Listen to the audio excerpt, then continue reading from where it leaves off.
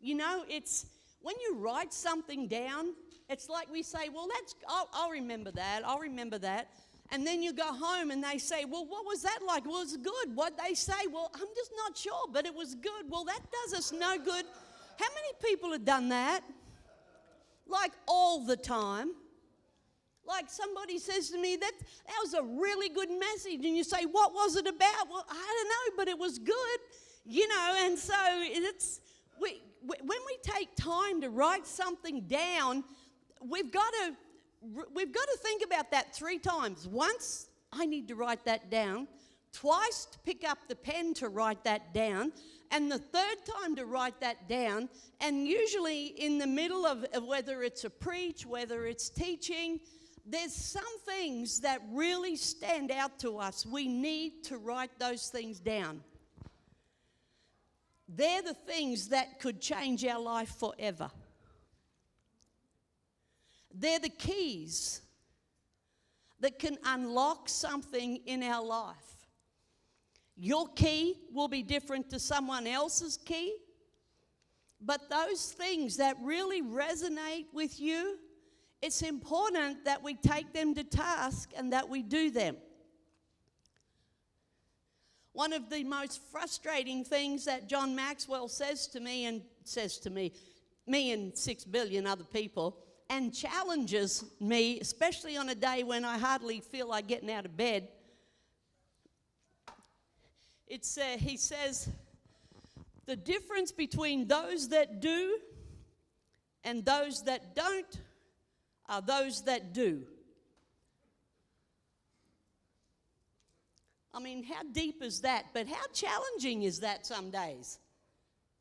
When you're like, well, I just don't want to do today. And then you hear one of your mentors in life say, the difference, well, don't you know, I'm tired, I'm this, I'm that, I'm worn out, I'm this. The difference between those that do and those that don't. I mean, this man loves people but has no mercy for excuses. He's not one person I'm ready to be mentored one-on-one with right now. Maybe in a decade I might be able to do that, but probably not right now. I don't want you to write everything, but just some things, and I put some little highlights down there, things that I think are important. I listen to every day John Maxwell or one of his mentorship teams send out letters, and this one really challenged me a little bit, a lot, but it made me be one of the few. He said, in this climate of, in this just particular climate in America of shutdowns and COVIDs and riots and, I mean, you name it, in this climate, so many people are frustrated with their life. Thousands. But he said there's only a few who will do something about it. And he said, I'm not under the illusion that I will reach the thousands, but I will reach the few who want to do something about their world. Who knows that my world, personal world, doesn't change unless something that I do changes. We've heard that said over and over till it's nearly like passive hearing to us. But that's the truth. That's the absolute truth. You know, it's like this, you know, I was thinking about some of the people in this great church, and I was thinking, you know, we all want to increase, don't we? We all want to add value to people. We all want to help people. We all want to see people grow. We all want to grow ourselves to enjoy the life that God has given us. We all want to make a difference, don't we? And can I tell you tonight, you need to pat yourself on the back because you got in your car, you didn't. Now, I know some people really, really can't be here, so I'm not trying to make anyone feel bad. But you came tonight because you want to become different and grow in yourself.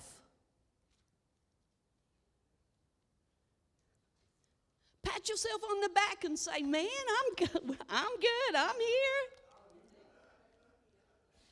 And then tell the person beside you, I hope she talks to you tonight because you need to change.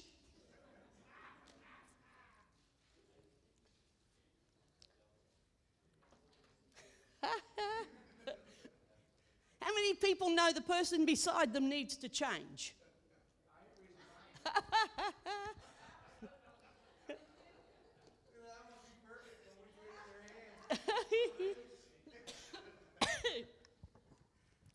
You know, last week when we left, Mary Ann reminded me of something I used to do all the time as an exercise, and so I thought it really brings home what we were saying last week.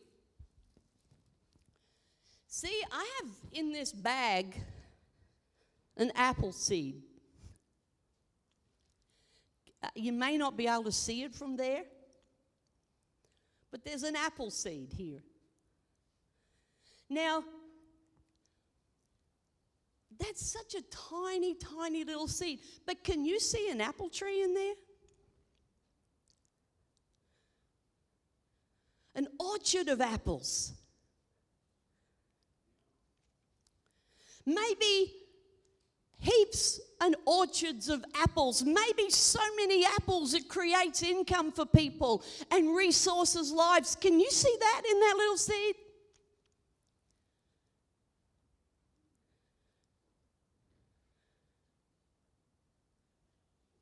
But it's there. The potential of that seed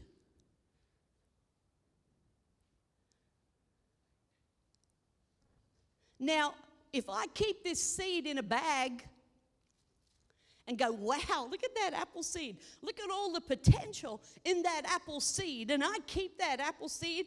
I just keep the dust off it. I keep looking at it every day. I keep wishing that I had the apples that were in that tree. I keep wishing I had the resources that would come from an apple orchard. You know, and I just leave that seed right here in this bag. Guess what I'm going to have? I'm going to have a wish list a mile long. With no fruit. For that apple seed to produce, it's got to be planted, doesn't it? It's got to be planted in soil, good soil. It's got to be nurtured. It's no good knowing, oh, look at all the potential in that seed. See, when we said last week, when God spoke to Adam and Eve, he said, be fruitful, not seedful, because he put the seeds in us. The seeds that you will ever need are in you right now. When we think about the parable of the sower, everything was the same. The sower was the same. The seed was the same. What was different? Where it was placed.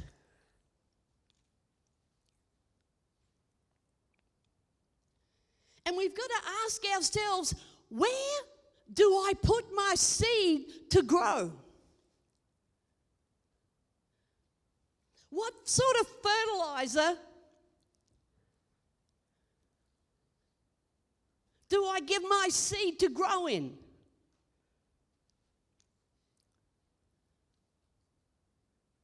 What do I expose the seed of potential that God put in me? Where do I plant it? Do I just wish one day it would grow? Or do I, on purpose, plant it somewhere where it can be fertilized, where it can be watered, where it can come forth?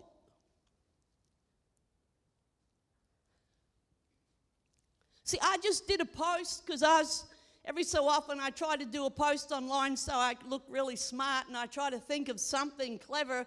Sometimes I win, sometimes I learn, you know, but but every person's got a dream because every person's got seeds of potential. God equipped us with that.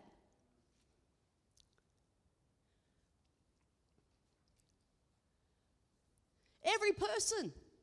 But in action, inaction brings frustration, and action brings fulfillment.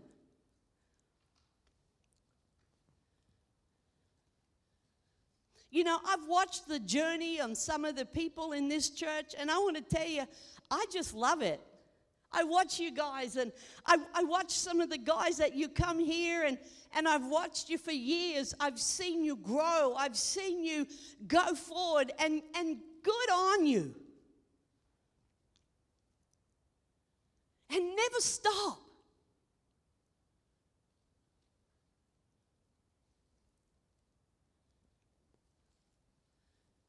You should take time out to celebrate yourself one day when you're growing and you're making steps forward and you've got your seed and you're investing yourself into what God has given you. Stop some days and take time to celebrate yourself and celebrate what you're doing. Don't wait for somebody else to. They may never do it.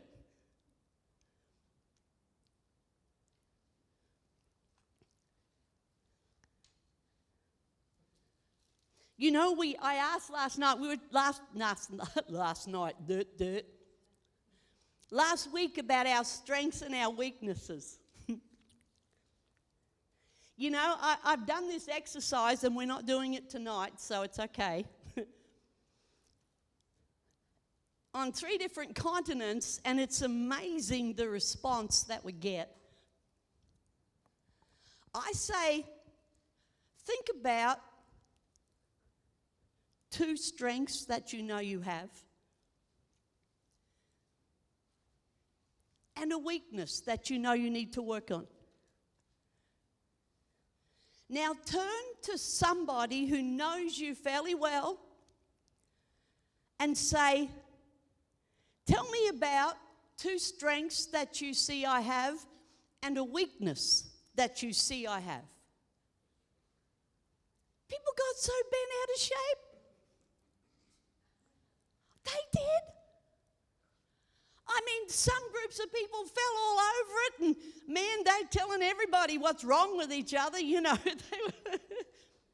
But that they weren't really. It was done well because of people who knew each other. And other people just got, I'm not doing that.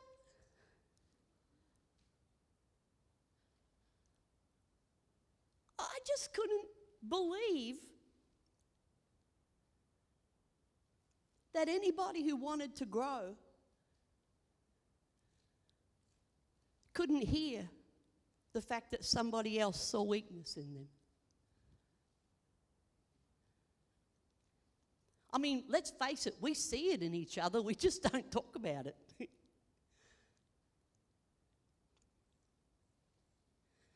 Can I tell you, you've got blind spots. So have I. We talked on that last week. So during the week, your homework, I think, was part of it, was to think about, write down a couple of strengths that you have and something you need to work on. See, I want to put some things out here to us today, like some of the things that we need to work on can be discipline, follow up, follow through. Attitudes is a big one. It's the truth. My attitude determines my altitude. My attitude is an outward expression of an inward thought or feeling. So guess what? If my attitude stinks, guess what? The inside smells like. Not nice.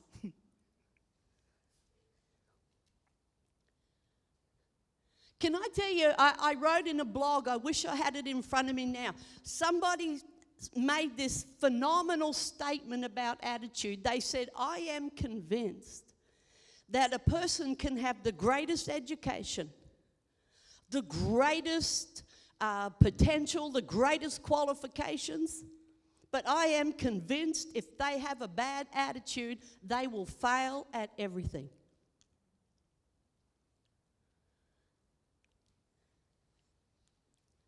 So some of these things we need to be careful, we need to work on. It's not a sin to say, oh my gosh, I need to work on my attitude. I have to work on my sarcasm sometimes. It's not pretty.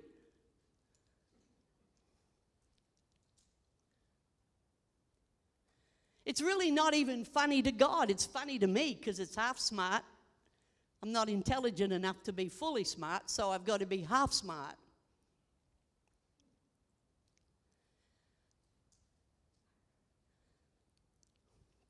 Somebody said sarcasm is the overflow of an empty mind. That's scary.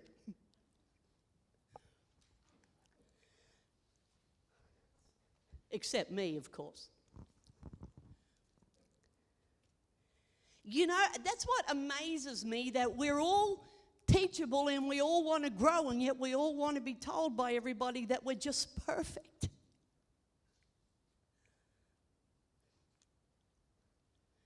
I have news for us all that we're not.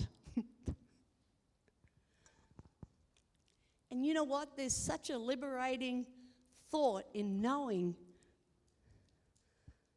that I'm on a journey, that I don't have to be perfect, but I have to be a work in progress.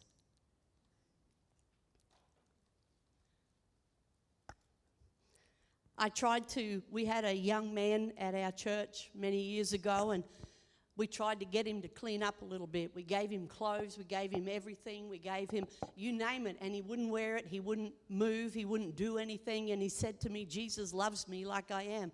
I said, yes, he does, but he loves you too much to leave you where you are. He wants to grow you.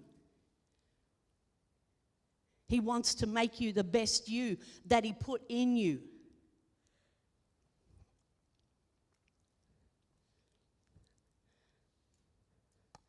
I just think sometimes when we get close with people,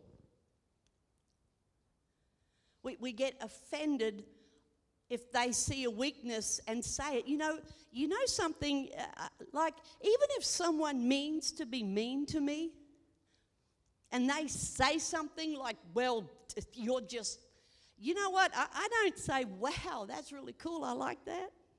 But you know what I do? I walk away and I think about it, and I think, God, is there any truth in that?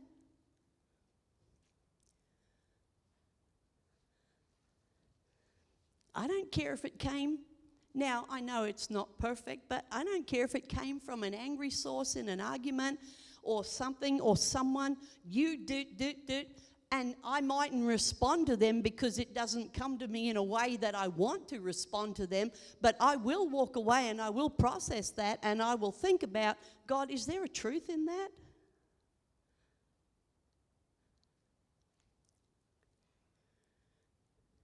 It doesn't matter about the delivery. What matters about, is there truth to that? Now, I'm not telling you, you have to be the same, but I am. Might have to calm down for 10 minutes, but eventually I will think about it.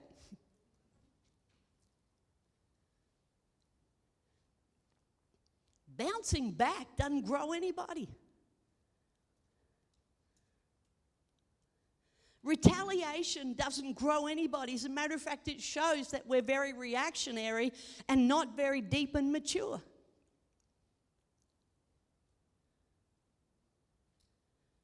Some people are naturally reactionary. Some personalities are, like a little like the cholerics, the outwards, the leaders. They're like, it's out there before they even know it's out there. And other people are so responders, they just about go to sleep. They don't hear anything.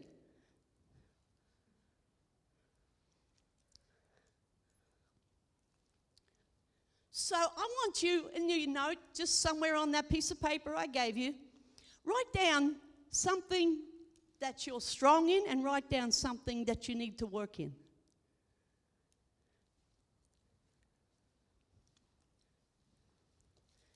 You know, when God, and I can say this because you did this as homework, so you know. So when God put us together, this is why he wrote Proverbs 27:7. He said, iron sharpens iron, so does a friend sharpen a friend.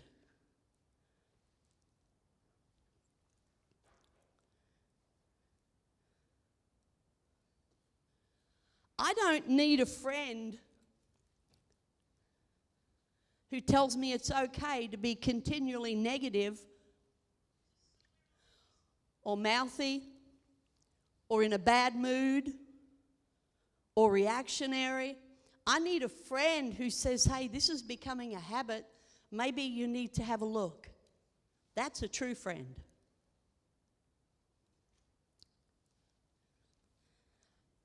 See, that's why in church life, I say if you have never been hurt, you've never been to church. Any church. See, God understands the sharpening process. And he says, I want you all to go to church from different cultures, different backgrounds, different everything. Then I want you to love each other. And then he sits back and he laughs at us trying to get that done.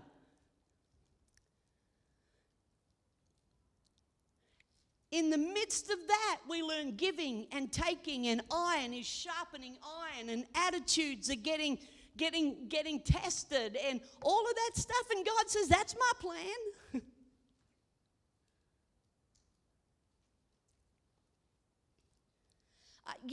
I love this picture that John Maxwell said. He said, I want everybody to go like this. And you can do that tonight. Everybody go like this. Everything worth getting in life is all uphill.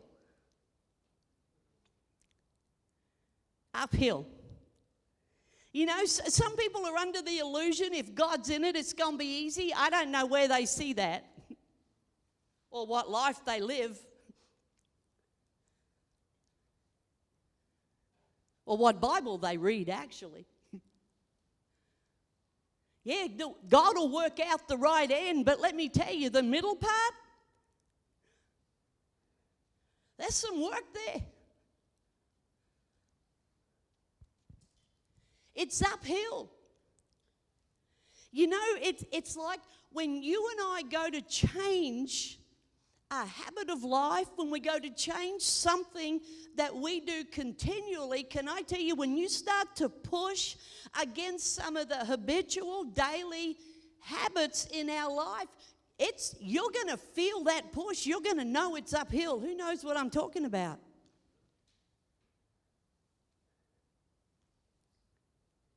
You know, as soon as you decide to change, everything's going to come against it.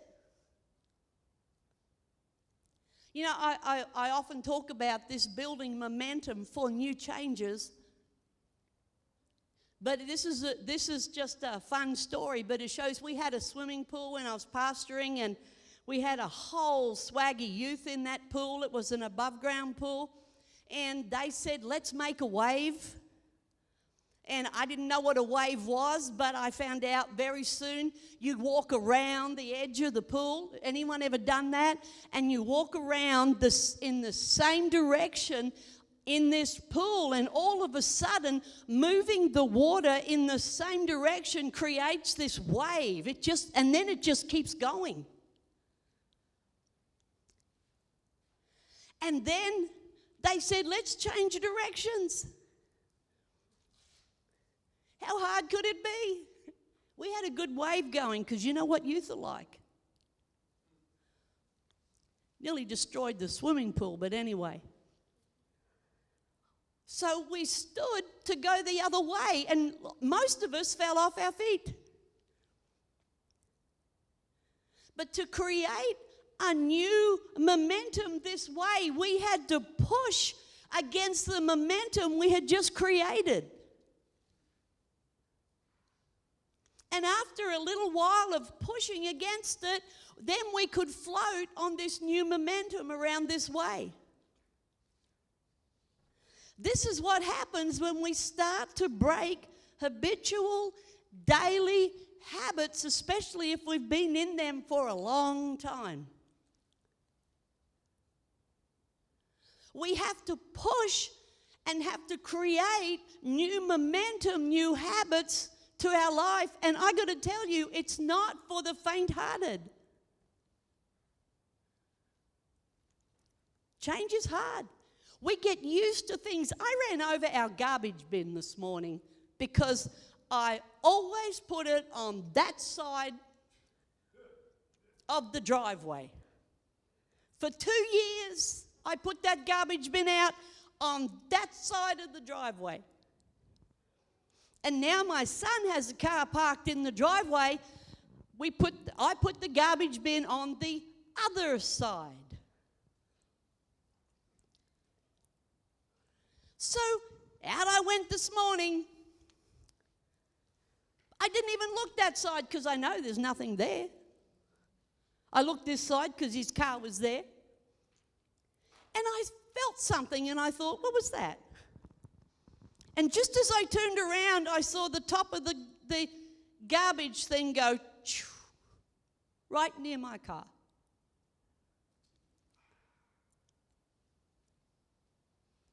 See, habitually, I never even looked that side because there's nothing ever there. But we changed the way we did things, and it's a silly exercise, but it speaks volumes. And then Mike said, Mum, we'll put it back the other side. I said, no, we won't. I'll get used to it.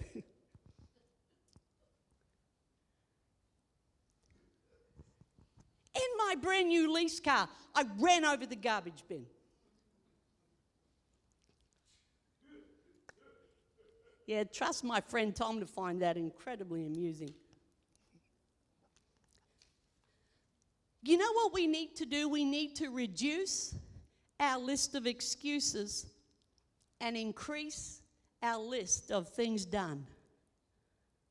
Make a list every day. Write on some of the notes that we hand out, some of the things. Make a list every day. Now, I usually excuse myself from this, but you know what? I'm going to start doing it. I'm going to do it a little bit today. That's empowering. And when you do it every day, a little bit done every day creates phenomenal momentum in your life into new habits. And then you'll habitually do great things that are always going to grow you and take you forward. Again, some of the big ones are discipline, follow through, attitudes. I love Napoleon Hill, the author of Think and Grow Rich. He said, if you don't think you can do great things and change the world, he said, do small things in a great way. We can all do that. We can all make a small change and do it in a great way with all our heart and be proud of what we just did.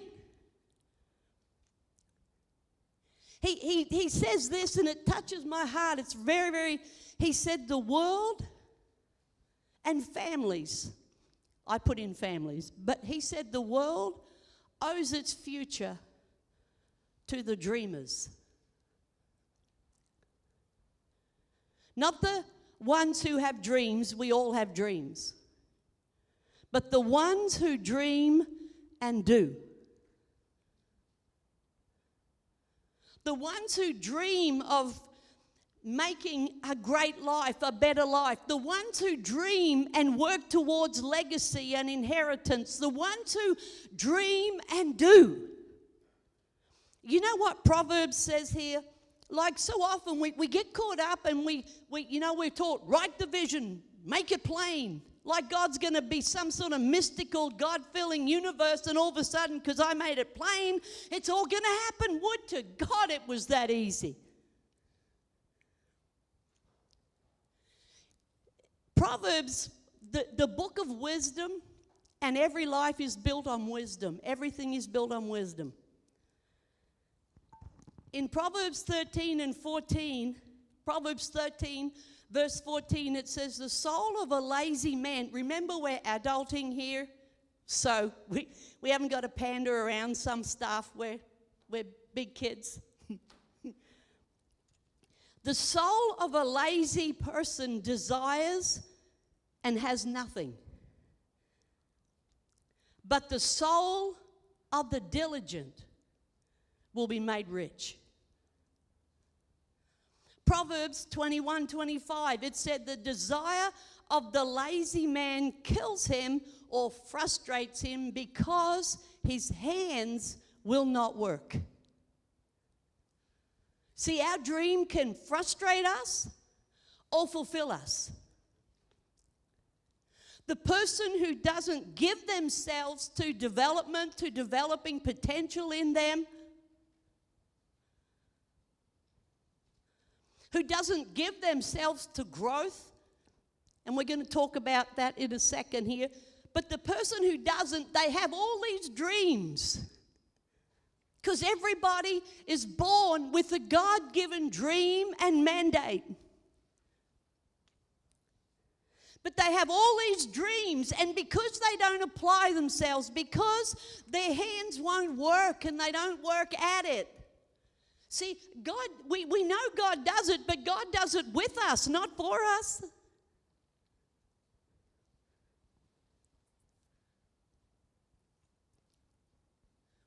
And so we come, and he said the lazy man won't work. There's a Bible scripture which we all hate. If a man doesn't work, he doesn't eat. Only men, of course. It doesn't say women there.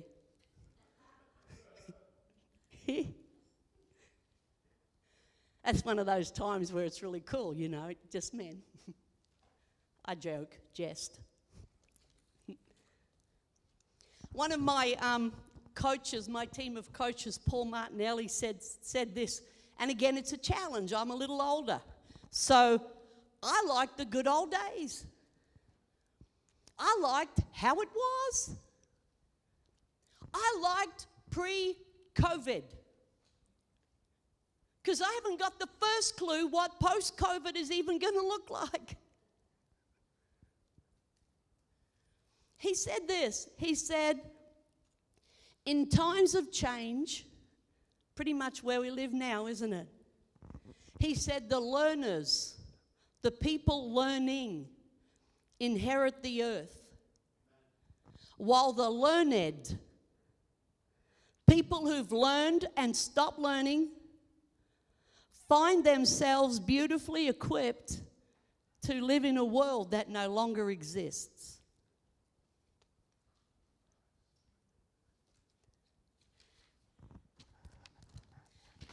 I don't know if I wrote this out, but this is interesting. This is why we got to keep going, especially us older ones. Can I tell you, technology's passing us. We got to get with it. We can ignore it, we can hate it, we can laugh at how useless we are, but I want to tell you, we're not useless, we just haven't applied ourselves to learn it.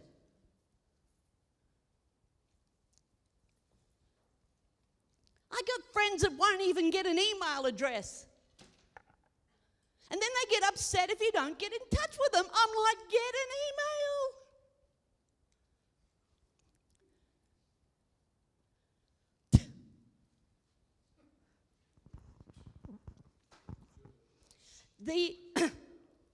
The amount of change in technology that occurred, this is science, this is statistics, we didn't make this up.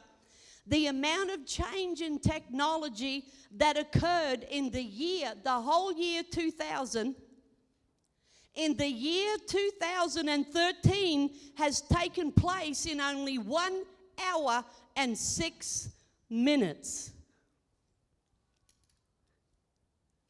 And we're in 20. The world is changing constantly and faster.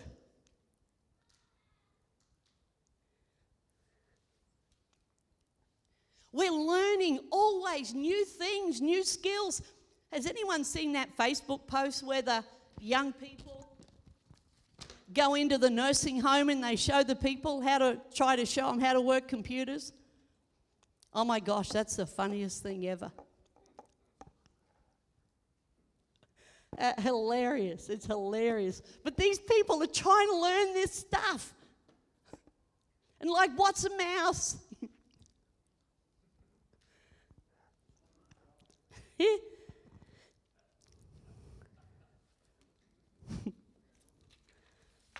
We can learn what we want to learn. You know what people say often, I can't memorize and I can't remember stuff. Now, I say that often. You ask my friend Joanne.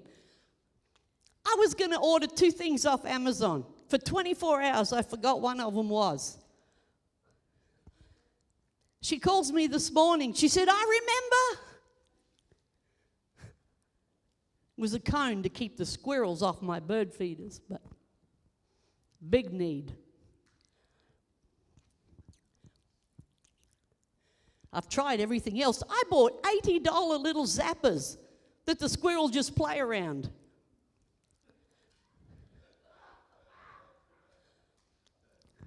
They're supposed to be afraid of it. $80. And then this company tried to sell me some more stuff. I said, no, thank you. Yeah, there's a sucker born every day. You know what we do? We say, I've got to hurry now. We don't know how to grow. I never even thought about trying to have a growth plan until I got involved in some of this. And I realized that I don't grow smarter as I get older. I just get wrinkles. And some things lose their place. Body weight just moves miraculously when you get older. Lion tattoos become giraffes.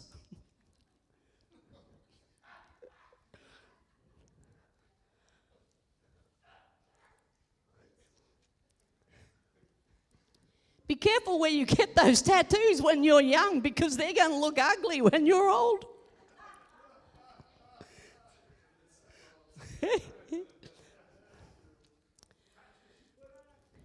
See, I don't know how to grow. I thought I automatically grew because I got older. And I don't know about you, but I've seen some pretty silly adults. I can be a silly adult some days. I've seen adults that can be offended by the drop of their hat. That's not someone who's matured. Let's get real. We're adulting. I got to keep saying that so you'll still like me. Friend, if I can get offended so easily, please don't tell anyone that I've matured. If my toes are like my boots and they're way too easy for everybody to walk on, and I get offended all the time at everything, I haven't grown. I just got older. I remember somebody saying once that babies are cute, but when you put the head in that carriage and they got a beard and long hair and they're 50-year-old, they're way past cute.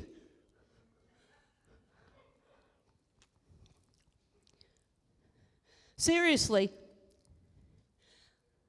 if I'm like, I want my way, can I tell you, a 2-year-old does that.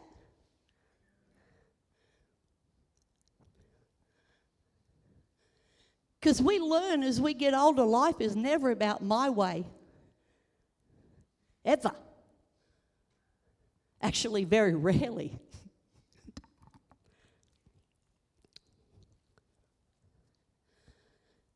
See, when we went to school, we had a curriculum to follow. I'm praying that during these next few weeks, we will put together, little by little, each night, we will take a few notes and put together a growth plan, and the last night we'll have some interaction and hear about some of people's plans.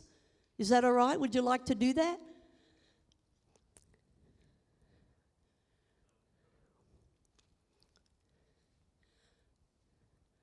I said to Joanne, I said, this stuff challenges me. I prepare it, and then I remember when I had a fit about something, and I'm like,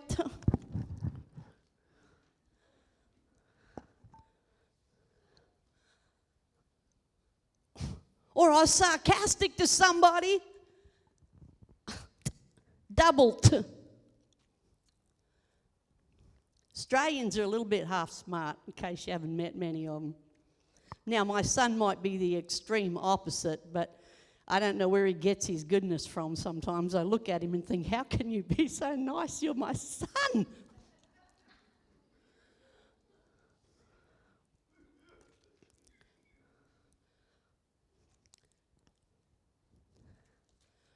When we went to school, we always had a curriculum.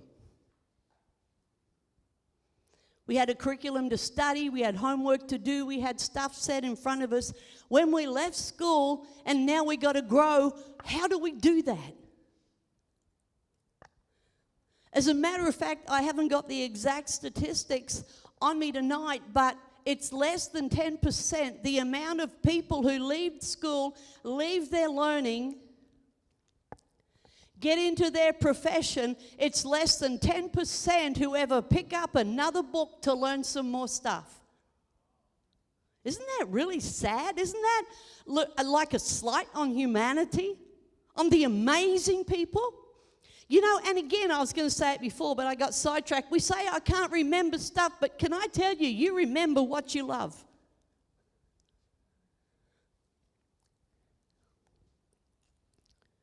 Well, I can't memorize the Bible, but if you love cooking, you'll remember recipes.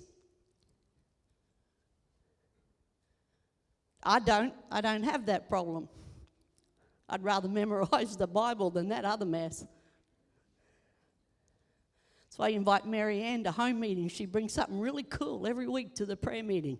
It's awesome. No, that's not why we invite her. She's a powerful lady of God. Joanne said, what did Mary Ann bring last night? She always brings something good. What did I miss? But see, we remember what we love. We can remember TV shows and what the star said to this one and that one said to that one. We remember for weeks and weeks these things, these pretend lives, these passive lives that aren't real, that we sit glued to for weeks, and we just get all this down, and then we say, oh, I can't remember the Bible. I can't do that. I can't remember stuff. No, we remember what we love. And maybe sometimes we got to love something different. I know. Hey, I like Stargate. It's an educational program. It's not really, and most of you probably haven't seen Stargate. That's how educational it is. Crystal said, I loved that when I was growing up. I said, I like it now.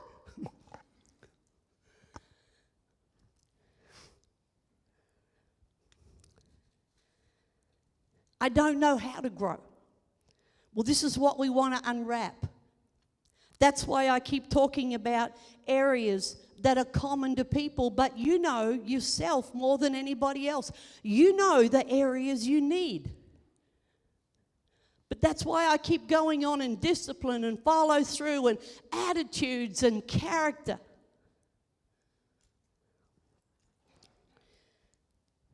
How do we grow? Number one, by coming to studies like this. You would be amazed that when you immerse yourself in things about growth, about personal growth, you would be amazed at what starts to, at what starts to sprout. I can remember getting up every morning and I would listen to Paul Martinelli. I did a study on fasting. I did a study on tithing.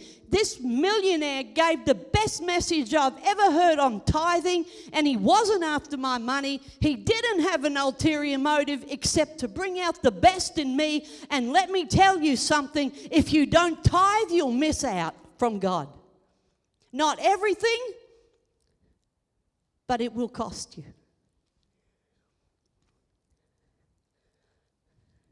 Anyway, that's not why I brought that up. So I'm sitting there and I'm doing this stuff, and Pastor Todd, I'm so sorry I said that. I got excited. I said to Joanne, I heard the best message ever. I can't wait to give. I mean, I always tithe, but it was with a different attitude and a different mindset. And it seemed like somehow it gravitated a faith to my giving.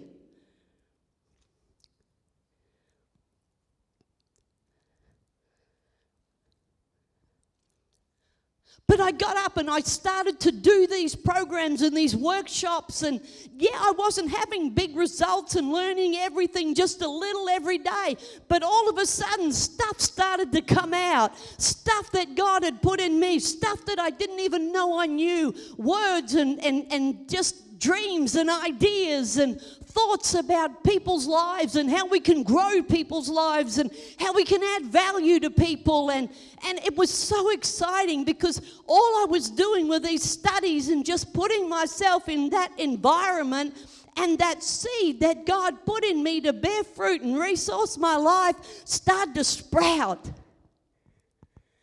You don't have to learn it all. You just have to start.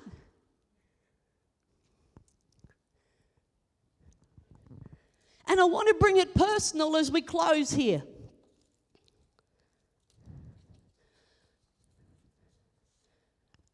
Can I tell you, all through the Bible, they had mentors. You know, for people, if we want to get religious, we'll call it disciples, but whatever it is, Timothy had Paul, Elisha had Elijah, the disciples had Jesus, the people had the disciples, Jesus had the Father. Everybody learns off somebody. No man is a self-made man and an island to themselves. We are made to work with each other, but we're made to look to people, be led by people to God, make sure they're going in the right direction. Paul said, I want you to imitate me. That's a big statement.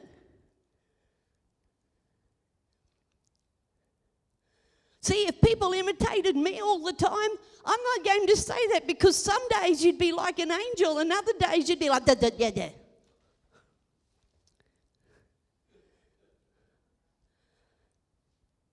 That'd be a mess if we're all like that on the same day. We could have our own riot.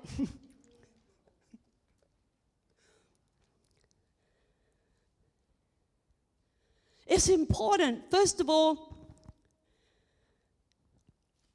personally, who do you look to? You know, the people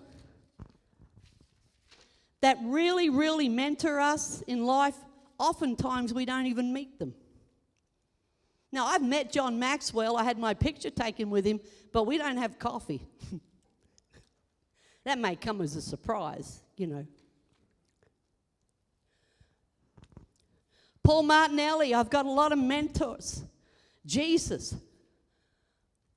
I've got people who read. Miles Monroe, I talked about last week, some of his teaching. I've got Craig Rochelle.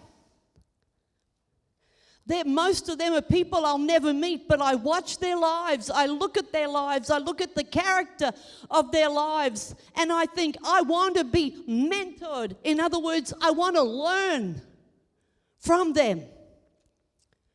So I buy their books, I get their material, I take it. And yes, I am mentored close. You're mentored by your pastor, you're mentored by your leaders. But we all need to be mentored by somebody who is further along than us.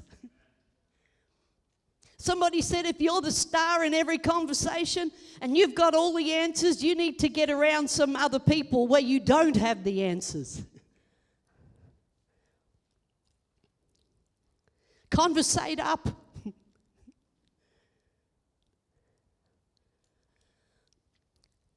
In our personal relationships, who do we look to? When I got saved, I came with a whole heck of baggage from a dysfunctional life pre-Christ. And so I gravitated to leaders and to pastors in the movement, and I got around them and listened to them and let them tell me. That's not easy. But I let them speak into my life. That's how you guys grow here. You let the leaders speak into your life. We all need to let people speak into our lives. And if our life is so walled up, nobody can speak to us, then you're never going to grow. So you don't even have to worry about all this. It's easy. Easy peasy.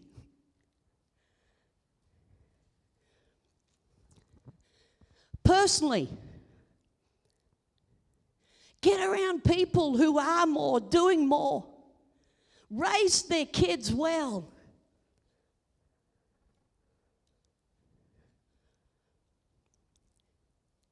You know, we've got kids raising kids now. You know, we had a class for people who could just budget. You know, if you had $40 for a week's food to do a budget, and we had ladies who had raised their kids on a shoestring budget who taught some of these young mums how to cook and how to shop and how to do stuff, how to make a budget work.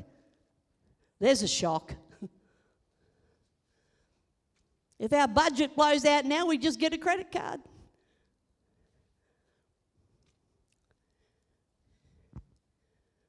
Talk to people. If you're raising little kids like a lot of you are, talk to people who've raised kids and on their way, people who are, you know, maybe not perfect, but on a journey and a little further ahead than we are in some of this stuff. And let them speak to us and take notice. There is that other part.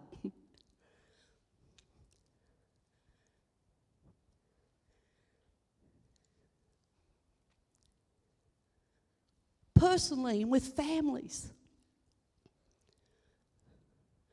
professions. How do you get mentored in all of this? Find people, get their material, talk to them. Instead of watching 6 hours of Stargate, watch 2 and do 4 hours of reading that's going to expose the seed in here. Because all that other nonsense will do is cover everything up, and then we'll be like the lazy man. We don't give ourselves, we don't stretch ourselves. We just hope one day God will do it. And you know what? If He doesn't, I'll be disappointed, but it's not His will, maybe. That's a little bit of a cop-out. Adulting. You still love me, you guys? You know, and I will close, I promise. When we had our church, when I pastored, I didn't say when, I just said I promise, joking. Yeah, that's it, all right. I got that.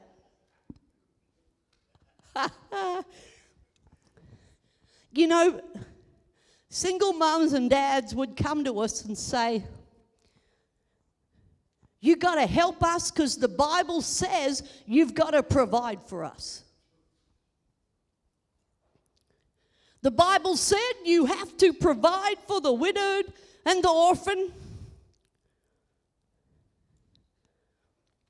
And I said, God, how am I going to deal with this? Because we can't.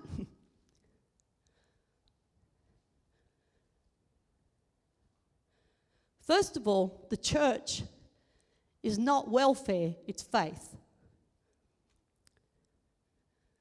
Church is not a welfare organization, it's a faith-based organization.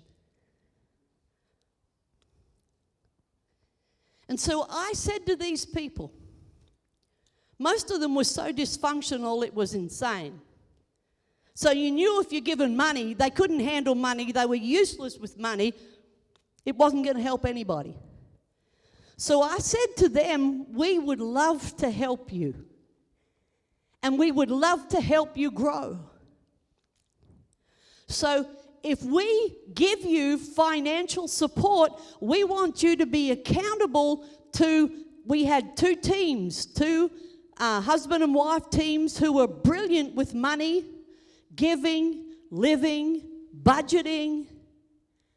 We said, you will be accountable to those people with your money and your time. And you will tell them how you spend your time.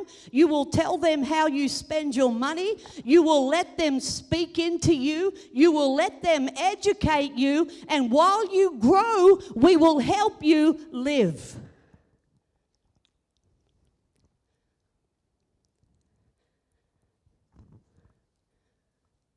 Because people forget we had a responsibility of stewardship with everybody that gives in the church. We have a responsibility to that finance. We just can't be throwing it out there. We've got to make it count towards growth for people.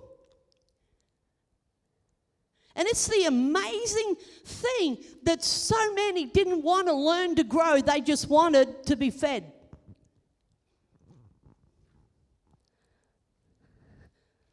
I personally think that was really sad.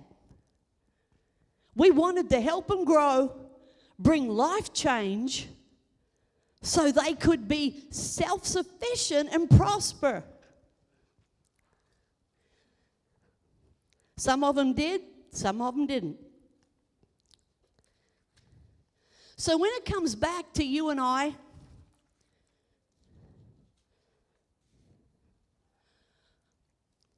personally, relationally, you know there's so much out there on relationships. We shouldn't be starved for information on relationships. Oh my gosh.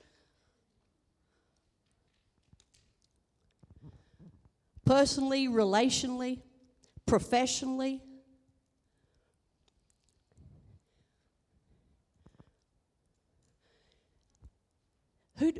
We can decide, if we haven't got a program, we can take those notes.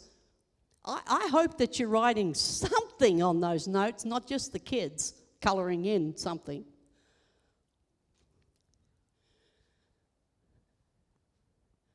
But think about, personally, who you can glean off and grow, listening to, taking notice, relationally and family, professionally. You know, you tie in with your passions professionally. If you like to bake, I don't know why I picked this so much, probably because it's foreign to me, but say you like to bake. Like I see my precious friend down there at Price Chopper working. You know, I love you. She's always like, hey. She makes me feel good about being in a shop, which is a miracle. I also dislike shopping.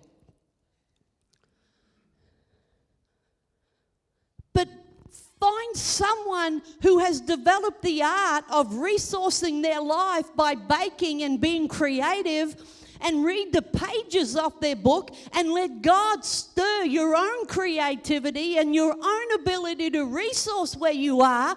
Learn about their disciplines and how they did it and how they got started, and see if some of it sticks.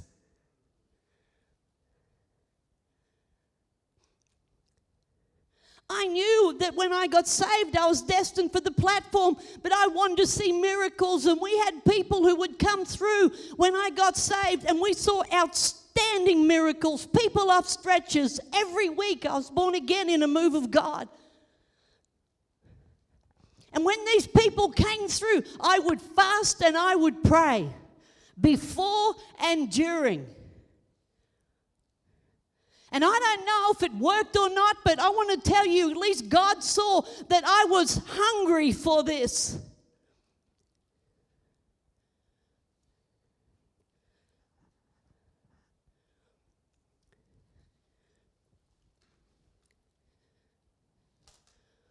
So if you take what you're good at, find someone who's better,